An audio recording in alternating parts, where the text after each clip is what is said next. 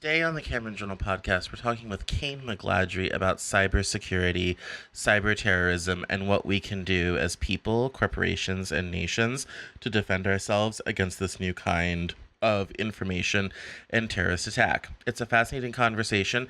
I think it's the best one I've had on the topic so far. So strap in, everybody. We're going to talk cybersecurity. This is the Cameron Journal podcast. Let's go.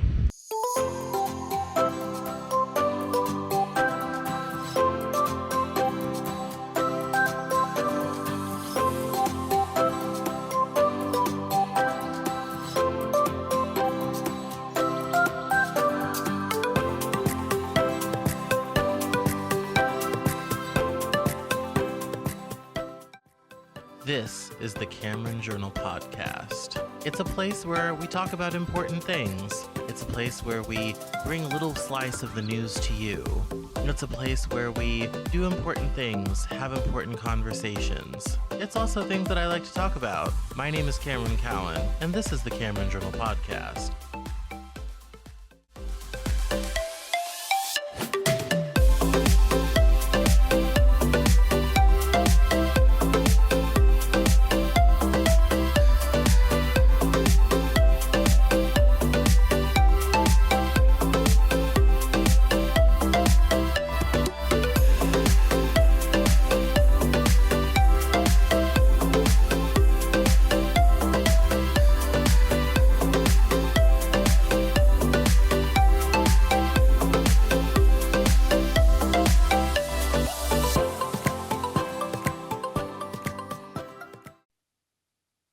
Today on the Cameron Journal podcast, I am joined by Kayne McGladrey. He is a cybersecurity expert. I found him on Twitter, and we're going to talk about cybersecurity as part of my sort of ongoing research into cybersecurity for my next book, What the Hell is Going On? Post-COVID edition. And we're going to dive into some topics on this today and see what we can learn, and most importantly, how we might be able to beef up the nation's cybersecurity, since it appears we're already in a cyber war. So, welcome, Kayne, to the Cameron Journal podcast. How are you? Cameron, I'm doing fantastic, and I love the intro. I don't think I've ever been called as somebody I found on Twitter. That sounds legit. Yeah. That's, well, see, it's new things all around. So Absolutely. Yes, that just means that your social media presence is doing real well. So so let's dive right in and find out a little bit about you and what you do, what your expertise is, and then we'll see what about the cybersecurity situation. All right. So briefly, I am a cybersecurity strategist for Ascent Solutions based out of Minneapolis, Minnesota. I'm also a CISSP for folks who know what that is. It's a certification for cybersecurity. And also I am a senior member and spokesperson for the Institute of Electronics Engineers, the IEEE, on the subject of cybersecurity, which means I have the great privilege of speaking to the media about twice a month, actually, on matters of cybersecurity. My other passions include really encouraging diversity in cybersecurity, as that is definitely an ongoing challenge that we've had for, the entirety of my 25 years in the industry. Yes. Yeah, when you get into technology and whatnot, it tends to be a very white, very male, not much else. So I can totally see why diversity, would be important. It's not just diversity of like individuals, it's actually diversity of a lot of factors like backgrounds, socioeconomic backgrounds, orientation backgrounds, gender backgrounds. If I roll the clock back and I think 20 years ago, if we'd had economists, if we'd had social scientists, if we'd had political scientists thinking about cybersecurity as a systemic challenge that we're all going to face as society, rather than it's a box that I can install in my data center and it goes beep and I'm done and that's the whole project, which is what we were selling back in the late 90s and the early 2000s, where everybody thought it was a project. I think we'd be living in a very different world, because right now what we have is a whole economy. And I think one of the big calculations associated with risk that Most folks unfortunately missed, and you can talk to any actuary who's ever tried to sell cyber insurance and turn a profit at this point. Society, especially Western society, kind of missed the boat on this one, because right now we've got a very diverse, very interesting threat out there. Criminals, as well as nation states, as well as criminals privateering on behalf of nation states that are either operating as for-profit criminal organizations, or they're doing data exfiltration for a nation state, and it's part of a cheaper way of doing spying. And it's not going away anytime soon. And again, I think, had we treated this differently years ago, I don't think I'd be doing something else for a living. You'd be doing something else for a living, because we would have had that diversity of thought at the beginning, rather than now trying to panic and go, wow, we've been doing the same thing for 20 years and it doesn't work. What a surprise. Let's try harder, right? No, I mean, speaking as a political scientist, I can tell you that as someone who did graduate work in terrorism and asymmetrical warfare, cybersecurity was a footnote. So keep in mind, I started my program in 2009. I graduated in 2011, got my master's when I was 23. Cybersecurity was a footnote. Mm-hmm. I mean, we were far more worried about car bombs, dirty bombs, lost Soviet nuclear material, systemic international systems, institutions, avoiding war between great powers. All that was what like our concerns were. We were worried about Al Qaeda and Hamas and all this type of thing. Cybersecurity was like, oh yeah, and this thing over here with computers, that will be a thing at some point. Like, nobody was taking it seriously. We weren't really talking about it. I don't even think I wrote a paper that included the phrase cyberterrorism, cybersecurity. I don't think, I wrote about domestic terrorism, and I was thinking about, pipeline bombings, not cybersecurity. So I definitely see how even within my own discipline, what you said is absolutely right. Like, well, those are all thinking legitimate threats and threat models from the era. The challenge ultimately is that cyber has become an addition. It's a force multiplier in a lot of cases. And there's kind of, to oversimplify, I'll look at it three ways. First of all, let's just briefly touch on North Korea. What's their economy based on other than stealing Bitcoin, it seems? Although honestly, they're kind of working on from the West. Yeah, exactly. That's what they're doing. Economy. Like theft with the SWIFT system, or theft of Bitcoin, or they're trying to get the participation award by moving into ransomware, and good on them to diversify their skill set. And then if you step back and look at the larger effects of the war in Ukraine, at the very beginning there was a lot of talk about how this was going to be the big next cyber thingamajob, and how we'd finally have cyber World War III, Pearl Harbor, etc. euphemisms. Ultimately, what we got was two things that came out of that.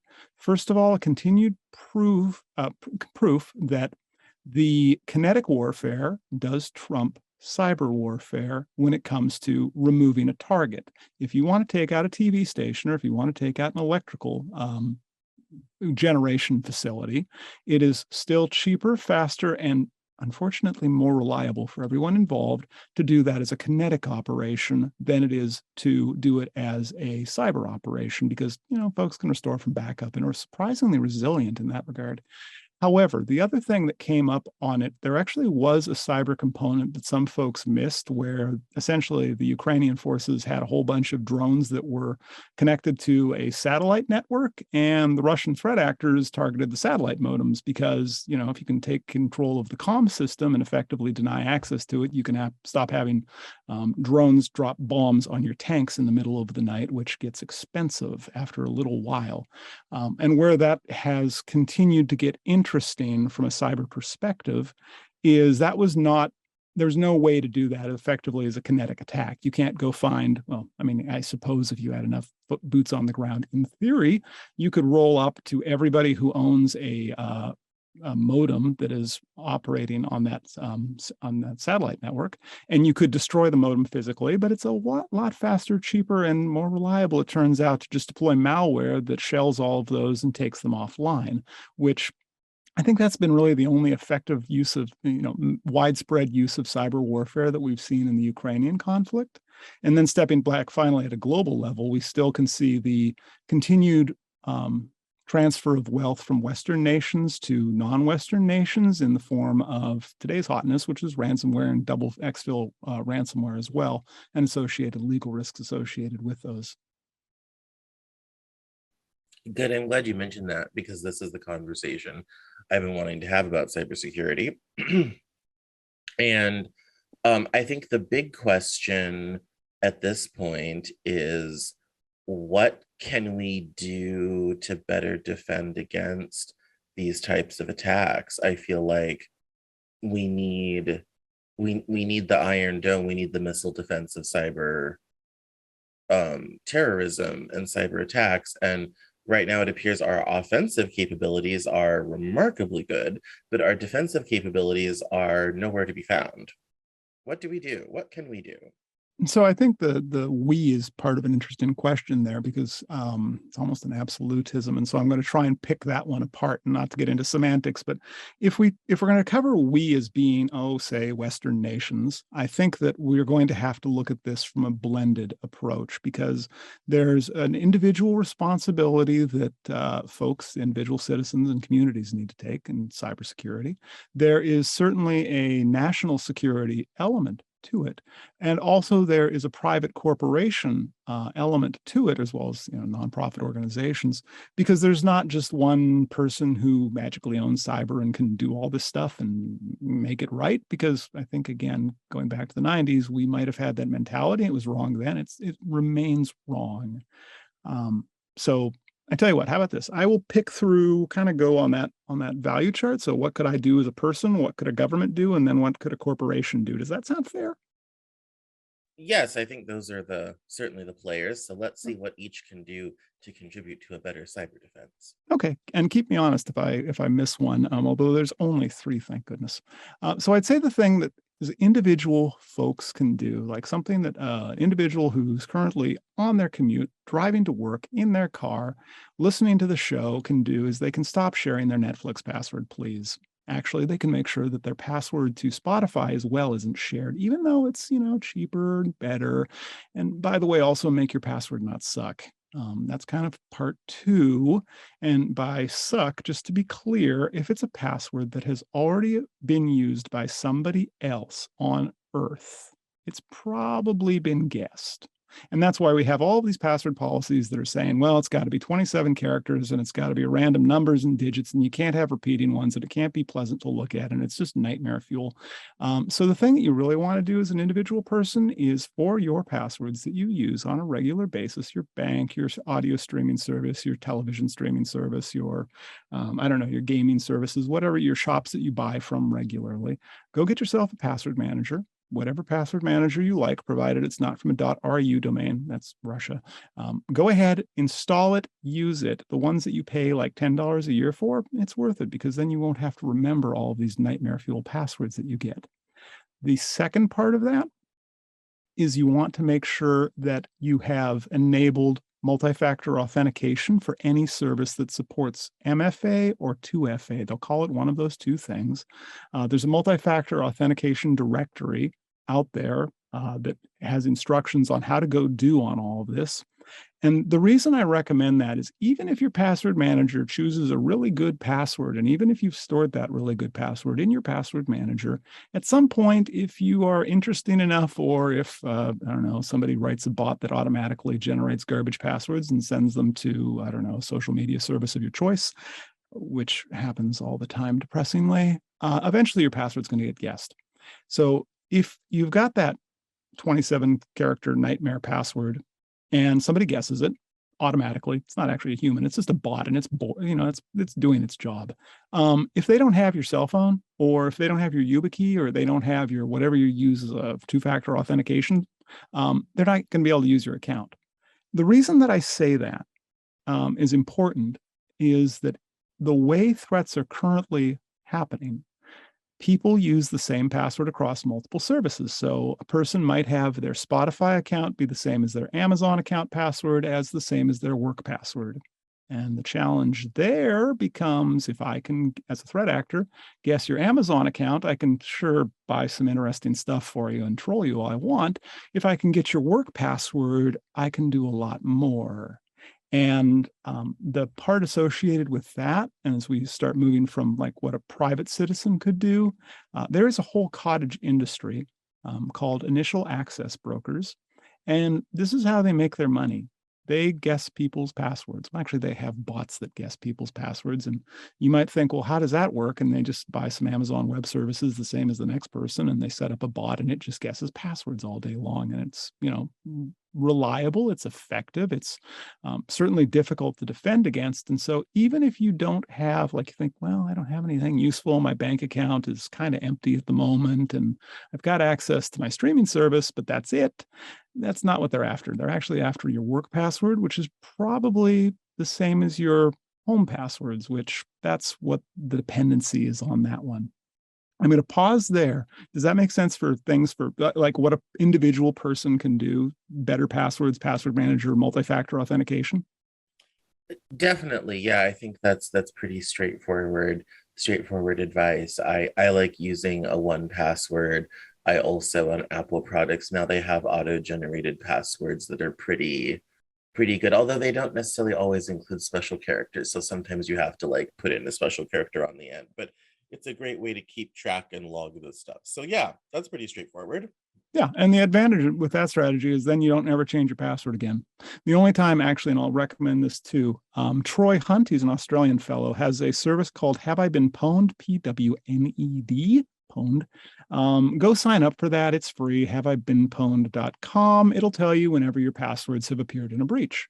And that's when you get that notification that says, hey, your LinkedIn password appeared in a breach, go change that password. That's pretty much the only ever time you'll, again, in your life need to change your password, because, again, if you've got multi-factor authentication and the password is a nightmare, there's no point in changing it ever, which is kind of refreshing. Moving on to what I think I said nations could do as my second.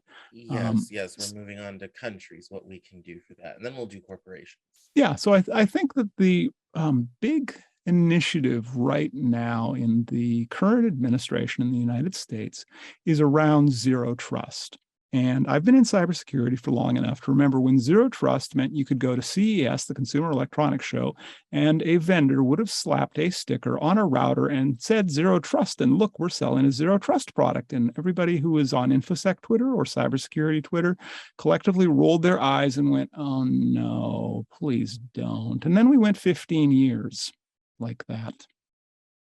And that wasn't fun, because if you actually look at what zero trust, or what its originator was, called Beyond Corp, what it lays out is a series of tenets that say, look, let's not have implied trust, because in the old pre-COVID days, turns out, if you could get into the office, and I remember this from one of my first government jobs that I actually held back in the 90s, you could walk into the office.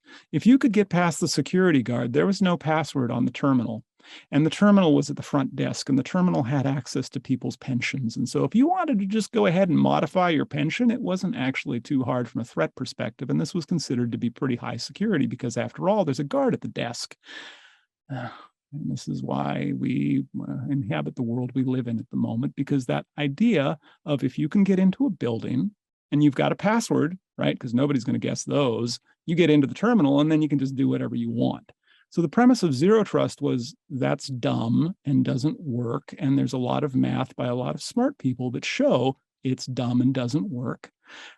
It kind of languished. Like in the cybersecurity community, we all hoped the vendors would stop making mistakes in their marketing efforts of zero trust. And then last year, the Biden administration just said, you know what we're going to do? We're going to do zero trust. And we're going to force all of the US agencies to do zero trust, and we're going to actually have them put out a roadmap to go do. And I think that's really legitimizes the topic of zero trust. It's no longer a vendor marketing sham. It's actually a viable series of strategies that can inform technology decisions.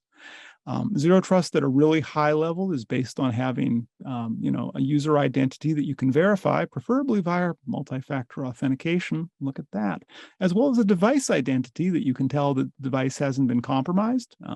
Doesn't have malware running on it, for example, and then that you've got a continuous series of telemetry associated with those. And then finally, that you have controls that say when the user is acting normally or when the device is acting normally, let them do their things that are normal and don't get in the way.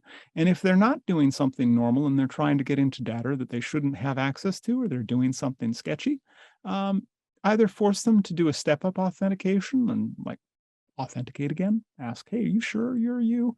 Or alternatively, just block it entirely.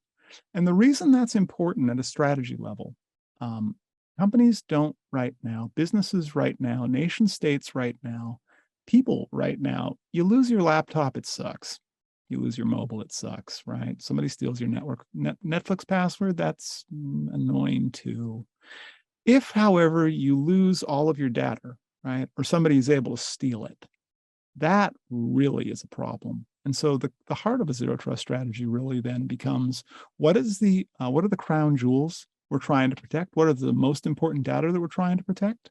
And then apply appropriate controls to say, okay, so if somebody in finance is logging in and they normally log in from, I don't know, Washington, D.C., and they normally get into the office at 8 a.m. and they go to the finance database and they do whatever it is finance people do all day. Cool. However, if they go and they log in from Washington, D.C., and then they go log in from San Francisco 5 minutes later, that seems sketch. Let's do something about that. And that simple, it's a very simple concept. There's a lot of research underneath of it. But what's really good, though, is, like I say, the current administration is leaning in on zero trust strategically. And I think that if more nations were to deploy that, a lot of our current problems we're having associated with ransomware, around data exfiltration, around data breaches, and around identity theft, suddenly, from a threat actor perspective, get really expensive to perform, because there's a continuous set of controls that are evaluating, hey, does this look good? Should this person really be doing this thing here? And if not, shutting them down, which again, the faster you can shut down a threat actor in that case, really does make a material difference to security. Excellent. Excellent.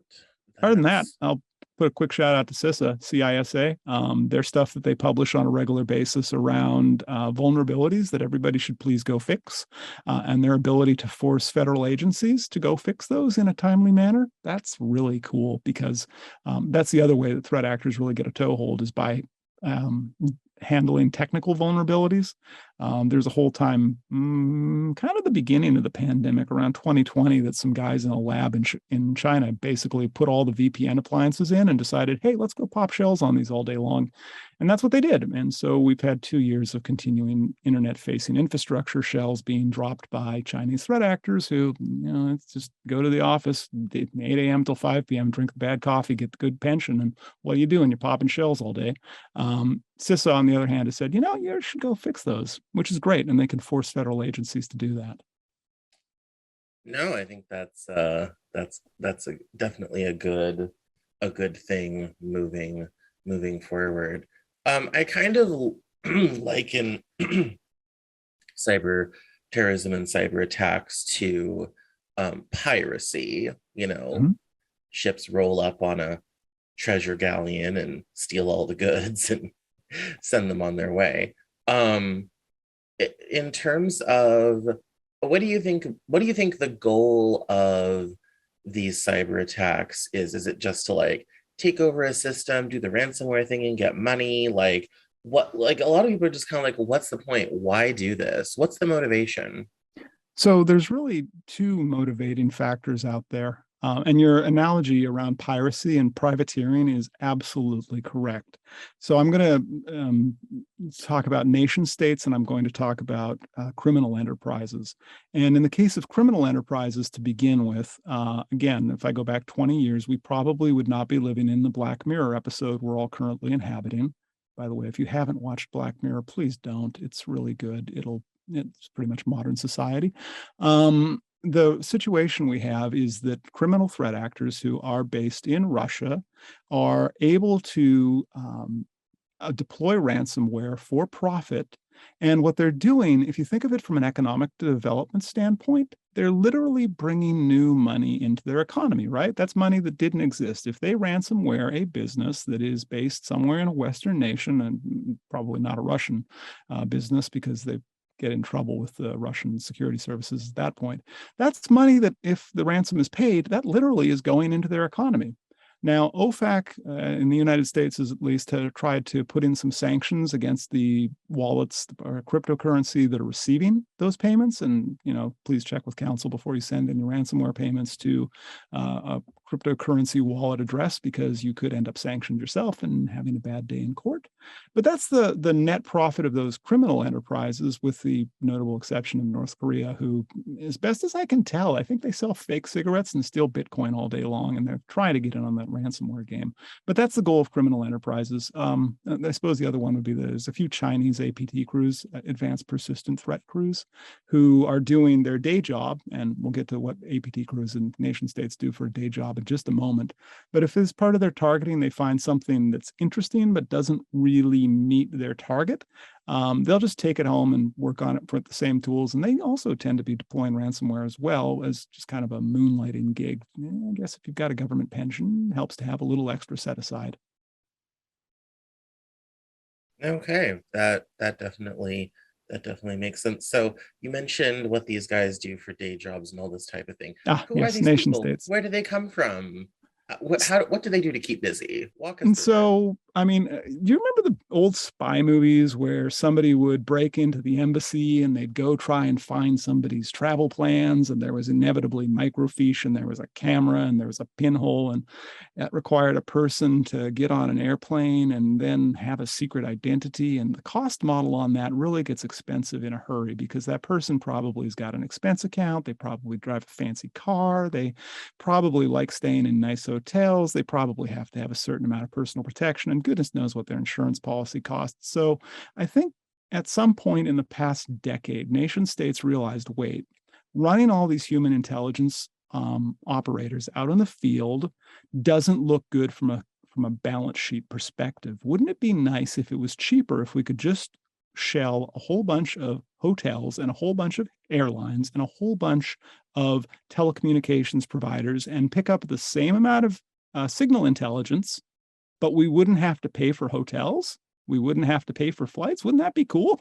I'm fairly certain that in every developed nation state right now that has any kind of cybersecurity perspective, their Ministry of Finance has sat down. They've got a spreadsheet that says, look at how much we're saving by buying cyber weaponry through some plagued entity like the NSO group, as opposed to running human field intelligence. And in a lot of cases that works, right? If you want to find out where everybody from the CIA or from the FBI happened to go on holiday or happened to go on a conference, if you can get into the hotel booking system, you've got all that information, right? And that's really where the nation states are making their decisions right now. It's still about large scale intelligence gathering. It's just a lot cheaper. And for those nation states that are just kind of getting into the business, and they're like, yeah, that's cyber stuff, that looks pretty cool, they can actually outsource those services too. So there actually are nation states, and this, again, welcome to Black Mirror episode, that is our day-to-day jobs in cybersecurity. There are nation states that will happily sell their excess capacity to other nation states, provided they're not exactly in a competing situation. Or alternatively, you can just put it out to the criminal enterprise market, who will quite happily go run those intelligence operations for you. And again, this is, if you remember, I mentioned about initial access brokers where people just steal passwords through bots all day long. Those get resold to intelligence agencies, which then go, oh, look, this is a travel booking system. I can go collect all of the travel information off of this for all of the people who I'm interested in. And when I say all, unfortunately, that includes private citizens too. It turns out that, like the Chinese APT crews, they don't care what they're collecting. They're just collecting all of it, and they'll parse through it later, because from their perspective, hard drives are cheap and cloud storage is cheap. And so it's easier to just collect as much intelligence as feasible. and figure out what to do with it later than to go, again, thinking of old spy movies, to go to the spot in the embassy where there's the safe and you have to crack it and it looks really cool. And this is also possibly why there's really no good movies about the current cyber intelligence debacle that we're all living through, because it would just be somebody sitting at a screen typing some stuff, and the user interface isn't like what a Hollywood, like Michael Bay would never make this movie for what modern intelligence agency is doing. Yeah, I mean, where James Bond is kind of glamorous and is, penetrating these, hardened facilities and all this type of thing. I mean, let's face it, most hacker movies kind of suck because it's not like an active thing. Like you're talking about like bots and buying some hardware and trying to crack them and all this type of thing. This does not a good movie make. No, not yet. I mean, maybe at some point it'll be a good movie about it, but I suspect it's going to be one of those movies that it's usually around like, here's what caused a financial crash, right? It'll be one of those styles of movies where you go, oh yeah, we should all seen that one coming. Yeah, yeah. Did you watch Mr. Robot? Oh goodness, yes. Great show. Yeah, great show. Yeah, I have an episode of the podcast coming out next month about Mr. Robot. It was one of my favorite shows. Hacker show that was great but nobody ever watched. Did you see Halt and Catch Fire? I did not. You should go check that one out. It's a show about the early days of computers and the internet in the 80s and early 90s. Oh goody. Yeah. And it was a great show that just nobody watched it. Like it was one of those shows that like everybody should have been watching and everyone just kind of missed it. And it goes through like the heady days of, computer hardware startups and software startups in the 80s and into the early 90s.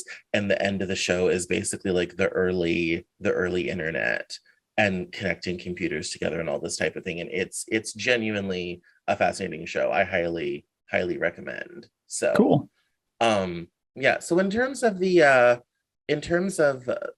future of this space and all this type of thing, what does the next couple years look like in terms of cybersecurity? It seems like the government's taking it more seriously. Even Trump was like, oh yes, the cyber is very important. What do we do? What does the future look like? What do we do moving forward? So I think that like I said, the federal government has leaned into zero trust security. I think that companies need to do pretty much the same thing. Because right now what we've got is an ongoing cat and mouse game where the criminal threat actors and the nation state threat actors really do have a slight advantage in that every dollar they put into research and development of new cyber capabilities, they're going to probably be able to turn a profit from. And I'm fairly certain they have accountants that will show you that if they, you were ever to interview them. And depressingly, they do media interviews too, as well as product comparisons. Again, it's a Black Mirror episode of IT. So I think that companies really need to look at where they are in terms of their zero trust journey today, and then align their strategies so that they are moving the way things are going. Because right now, like the idea of, let's deploy another product point solution and hope for the best. And then the other thing that we see people doing is buying cyber insurance. I think that that's going to be an increasingly expensive financial product that companies are eventually just going to recognize it's not worth it, because the chances of getting a payout and the chances of surviving the inevitable litigation associated with that payout are becoming increasingly slender. So I would say that companies, beyond zero trust, the other thing really to focus on inside of zero trust, really. First thing is, if you don't know where your data are, you can't defend it. That might seem simple, right? If you know you've got, let's say you had a gold bar, right? As a person, you had a gold bar, you'd probably know where that gold bar was, right? And that gold bar is worth whatever gold is worth these days, which I'm not sure.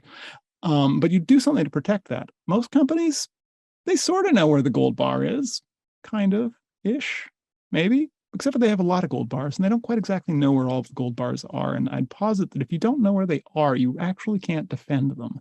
So doing a data inventory and figuring out like what's the stuff that you actually have that's important that you need to defend your crown jewels, go figure that part out.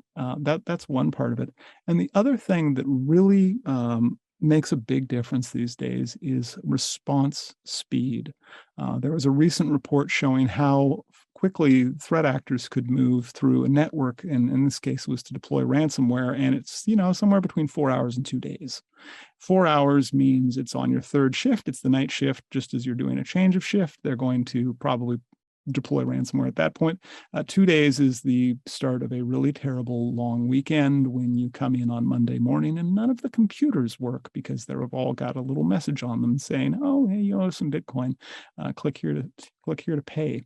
I think that having defensive speed matters, and the way to get there is to reduce the number of pivot points that are in any system. And when I say a pivot point, I mean literally like a chair pivot. Like analyst number one has to tell analyst number two, "Hey, yo, Cameron, I see a thing on my screen here. Could you come have a look at this?"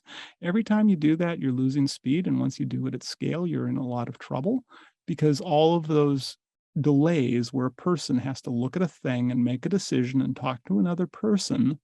Unfortunately, the threat actors kind of know this stuff. And so they're counting on human response time to kind of suck. And so that's why companies that really want to get their cyber game up have to look at how do I deploy automation where it makes sense to make defensive decisions around those data that they're trying to protect. Because if you don't, the threat actor probably can figure out where those gold bars, those crown jewels are stored and move towards them fairly quickly at this point. Well, that makes sense. The situation seems a bit dire. Um, but hopefully, we'll be able to figure out, I guess, something in the future of how we can best handle these things and these threats and automate some of this stuff and figure out how to deal with it in the best way possible. What do you think is the biggest trend right now in cybersecurity? Um, I think the trend we have right now is there's a continued hiring problem in cybersecurity. And I think that the way to really think about that, some people will say doom and gloom, like, "Oh no, there's not enough people. There'll never be enough people." I think we're doing it wrong. I think that if people think about cybersecurity a little differently, this is a job you can get into. It's a career you can get into with maybe a 2-year degree, maybe that pays a middle class wage, right? So day one, you roll up, you're in cybersecurity, you're probably pulling $70,000 to $90,000 a year. There are very few other careers out there where you can roll up day one and that's your starting salary. And that's not including like a starting bonus. And coincidentally, you can also work from home and also you can help protect your friends and your family and your community. That's kind of a desirable attribute too. And also, what's the other interesting bit associated with this is it's a continuous learning environment where you have to be, first of all, willing to, and excited about learning new things. And it's very team oriented. And there are a lot of different types of opportunity in cybersecurity. I think there's this view that if you're in cybersecurity, you have to code, right? You have to be this magical programmer, and you spend all your time doing hands-on keyboard, which is why most girls by the age of 12 has decided empirically they don't want to be in cybersecurity because that's not them. And unfortunately, their guidance counselors never mentioned, there's marketing people who work in this industry. And they haven't mentioned there's also sales folks who work in this industry, and there's project managers who work in this industry, and there are scientists who work in this industry. And I think that the challenge we face as I look at the hiring trends where, you can say there's millions of jobs unfilled, we need to fill them with different folks. We really do need to bring in different viewpoints, people from different socioeconomic backgrounds who have different life experiences that are actually going to help figure out how do we deal with this? Like when you think of the struggles that members of minority communities have gone through, they've seen stuff probably worse than we'd say, there's a bad day in the cybers. They've probably had a much worse day, as a matter of fact. And it's unfortunate they have, but it gives them perspective. And that is so key to having a different approach to the problems we're currently facing, both as individual companies, individuals, and as the nation. Because if we keep doing what we're doing, we're going to keep getting what we're getting, and that's not acceptable for anyone. Definitely, absolutely. Yeah, in another day and time, I would definitely try to get into the industry. Sadly, I'm unemployable, which is why I do this. But um no, that's absolutely fascinating. Well, this has been a fascinating conversation. I think we've learned a lot. Why don't you give us where we can find you online, keep up with what you do in your organizations? Yeah, thank you. So follow me on Twitter. Cameron found me on Twitter. Apparently, I'm a thing on Twitter. That's just Kayne McGladrey and on Twitter. I'm also on LinkedIn. Same username. Advantage of having claimed it many years ago. And if you'd like to check out Ascent Solutions, it's meetassent.com. Excellent. Thank you so much for joining us on the Cameron Journal podcast. Thanks for having me. It's been great talking to you today.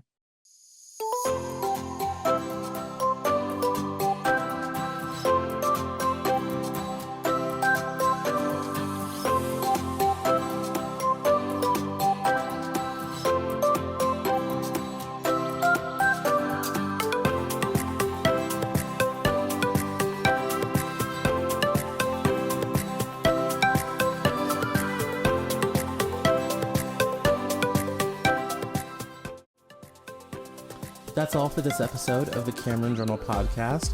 Thank you so much for listening. Visit us online at CameronJournal.com. We're on Facebook, Twitter, and Instagram. And I love to talk to my followers and listeners, so please feel free to get us on social media at Cameron Cowan on Twitter.